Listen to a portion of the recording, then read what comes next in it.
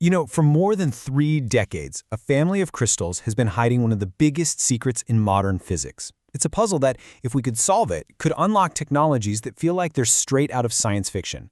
Well, that puzzle has just been cracked. And today, we're going to look at exactly how they did it. Okay, let's just dive right in. What you're seeing here isn't a camera trick. It's not a special effect. That is a real magnet literally floating in midair above a crystal, held there by completely invisible quantum forces. This is something called superconductivity, and it's wild. It's the ability of a material to conduct electricity with absolutely zero resistance. I mean, none. No energy loss. A perfect conductor. So what is the secret behind this quantum magic? And, more importantly, what if we could actually harness it? Not just in some fancy lab, but everywhere. Imagine power grids that are perfectly efficient, computers 1,000,000 times faster than your laptop, or even levitating trains. That is the kind of world-changing promise we're talking about here. To really get why this new breakthrough is such a huge deal, we first need to understand the mystery itself. And this is a true detective story, one that has stumped some of the sharpest minds on the planet for more than a generation. At the heart of our mystery are these materials called cuprates. They're basically these special crystals made of copper and oxygen layers, and they do something that, frankly, physicists thought was impossible. They can superconduct at what are considered bafflingly high temperatures. This timeline really tells the whole story, doesn't it? I mean, we discovered this whole phenomenon way back in 1911. We even figured out the basic science behind it by 1957. But then in 1986, these cuprates showed up and just shattered the rulebook. For the next 35 years, there was this massive, gaping hole in our understanding, a huge question mark right at the heart of physics. To get why, you kind of have to think of it like glue.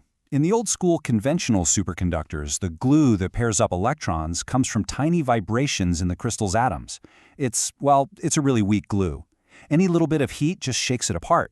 But in these high-temperature cuprates, the glue is unbelievably strong. It holds on tight even at much, much warmer temperatures. The problem? For decades, nobody had a clue what this superglue was actually made of. So what was this mysterious superglue?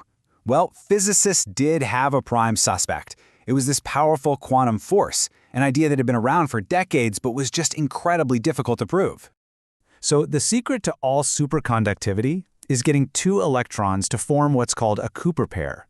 Now, this is a huge challenge because electrons are both negatively charged. They naturally hate each other. They push each other away. But if you can trick them into pairing up, millions of these pairs can merge into this quantum state called a superfluid that flows with zero friction at all.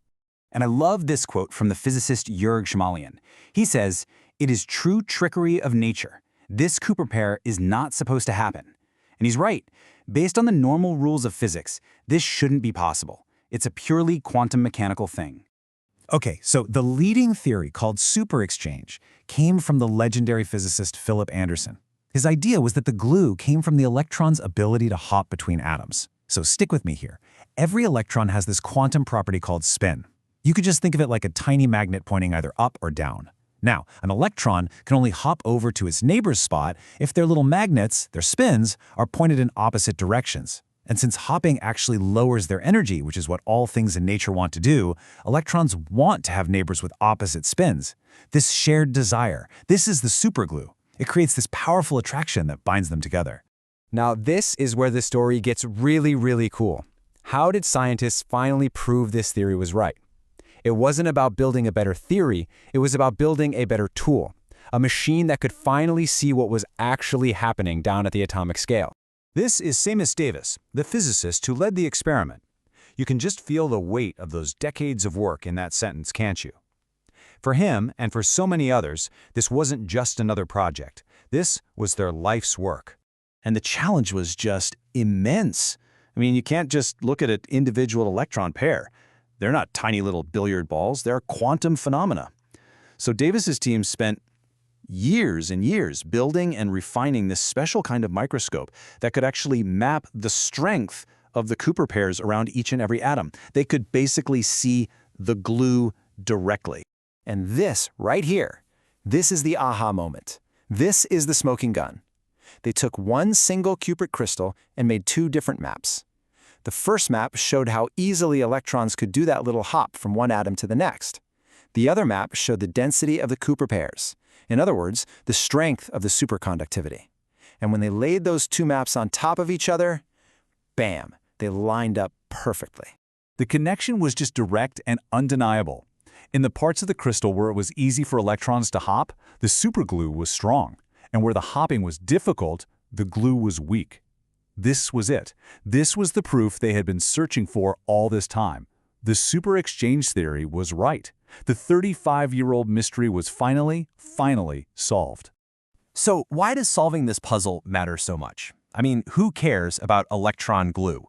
Well, it's because knowing the why is so much more powerful than just knowing the what.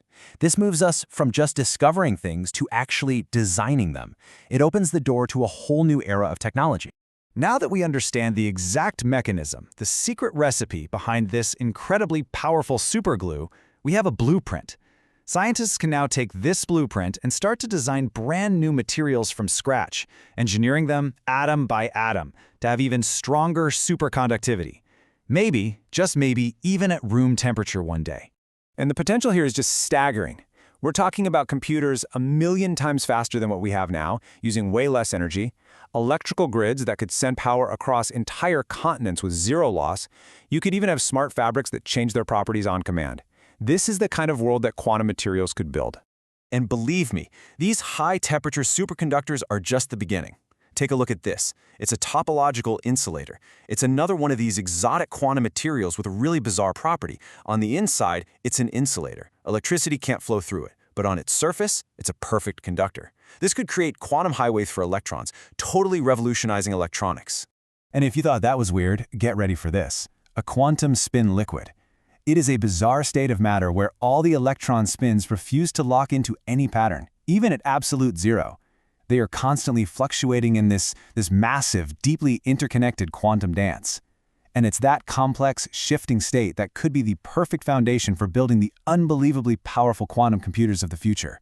For decades, we were trying to follow a recipe written in a language we just didn't understand, and now we can finally read it. This breakthrough isn't just the end of a 35-year-old mystery. It is the beginning of a brand new chapter in technology.